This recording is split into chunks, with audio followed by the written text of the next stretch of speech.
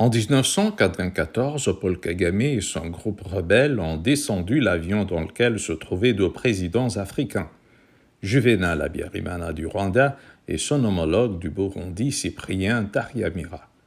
Les Hutus, tribu dont descend le président Habyarimana, se vengent sur la tribu Tutsi dont Paul Kagame est issu. Un génocide est commis.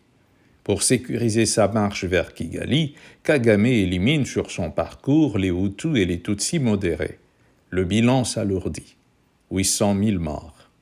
Kagame devient l'homme fort du Rwanda, mais la présence des militaires FDLR, fidèles à Habyarimana, auxquels un couloir a été ouvert dans l'est de la RDC, reste une menace pour son pouvoir. Il les y poursuit. C'est la première raison de la présence rwandaise dans l'est de la RDC. Cependant, après 31 ans, les FDLR ont vieilli, certains sont morts et d'autres ont aménagé dans des pays tels que l'Afrique du Sud, la Belgique, la France, le Mozambique, la Zambie, etc. Confronté sur cette vérité, Kagame avance une autre raison.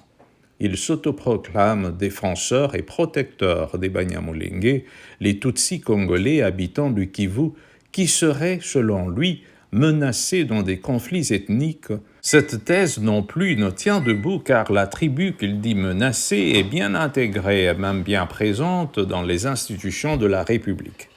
La RDC a 450 tribus et si conflit ethnique il y a, ça s'est toujours réglé à l'interne, pas besoin d'une ingérence extérieure dans un pays souverain.